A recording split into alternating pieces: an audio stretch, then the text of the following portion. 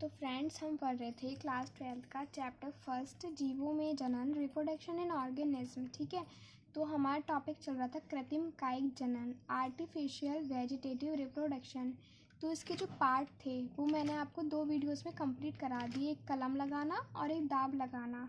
Part number C है कृत्रिम कायिक जनन का, वायु दाब या गूटी बांधना। ये किसी भी नाम से आ सकता है, गूटी बांधने के नाम से भी और वायु दाब से भी। एयर लेयरिंग और गूटी, एयर वायु, दाब माने लेयरिंग, गूटी बांधना, इसको गूटी लिखेंगे। तो मैं आपको पहले थ्योरी पढ़ के समझा देती हूँ, फिर डायग्राम से समझेंगे। यह तकनीक प्राय कौन सी तकनीक? वायु दाब पुराने वृक्षों द्वारा कायिक जनन के लिए प्रयोग की जाती है।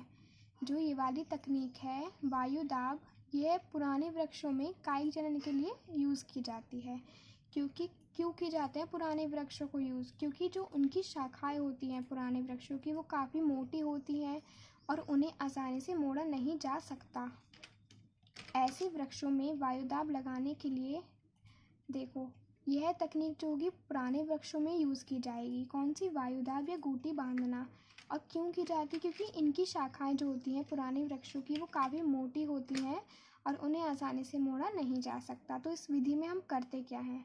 तो ऐसे वृक्षों में वायुदाब लगाने के लिए, ऐसे वृक्षों, कौन से वृक्षों? पुराने वृक्षों, लगाने के लिए शाखा के एक भाग से, कोई प्लांट है उसकी शाखा के एक भाग से छाल का वलय हटा देते हैं। छाल का वलय मतलब उसके ऊपर जो कवर टाइप रहता है, छाल बोलते हैं जिसे, वो का उसका कवर हम हटा देते हैं, जिसे वलयन कहते हैं। ये आपको एग्जाम में अंडरलाइन करके आना है, बहुत इंपॉर्टेंट है कि जो हम वृक्ष के ऊपर जो एक शाखा है उसके ऊपर का जो छाल हटा रहे हैं या फिर कवर हटा रहे हैं, इस प्रक्रिया को हम क्या कहते हैं? वलयन कहते हैं।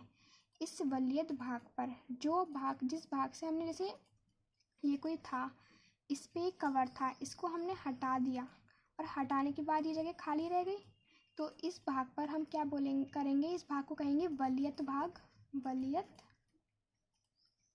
भाग। और इस जो छाल है इसको हटाने को बोलते हैं वलयन। तो जब हमने ये हटा देंगे कवर, तो इस भाग पर, वलयित भाग पर क्या करेंगे? रुई ढक देंगे, कपड़ा लपेटकर नमी प्रदान की जाती है।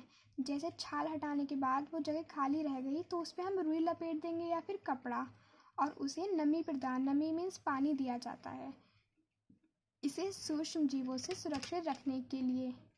मतलब जैसे कीटाणु, जर्म्स हैं या फिर कीड़े हैं, इसे उससे बचाने के लिए इसे पॉलीथीन बांध दी जाती है, और इसे क्या कहते हैं? गूटी बांधना।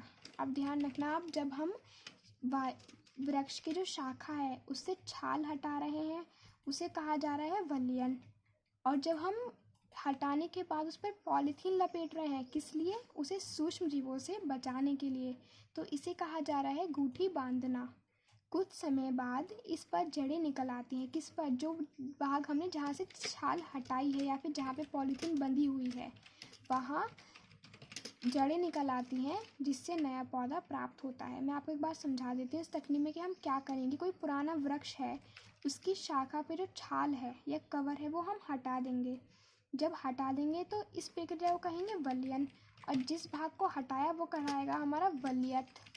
और इस भाग पर हम रुई या कपड़ा लपेट के उसे नमी प्रदान करेंगे, और उसे सूक्ष्म जीवों से बचाने के लिए, किसे? शाखा को, जहाँ से छाल हटाई है, कवर हटाया है, पॉलीथीन बांध देंगे, और पॉलीथीन बांधने को बोलते हैं गूटी बांधना। और कुछ समय बाद क्या होगा? इस पर जड़ें निकल आएंगी, जो भाग हमने जहाँ से छाल हटाई है, जिससे नया पौधा प्राप्त होगा। एक बार आपको डायग्राम से समझा देती हूँ। देखो, ये मोटा इसलिए है क्योंकि क्या पढ़ा था हमने? शाखाएं मोटी होती हैं और इन्हें कोई मोटा सा ट्री है या ब्रांचेज है तो हम उसे तोड़ नहीं पाते, है ना। तो ये कोई मोटी सी शाखा है, तो हमने इस इधर वाली छाल हटाई, इसकी छाल हटा ली, समझो इस वाली ब्रांचेस की हमने छाल हटा दी, ठीक है। और इस पे हमने इधर रुई और कपड़ा बांध दिया, ये रुई या रुई समझ लो, कपड़ा।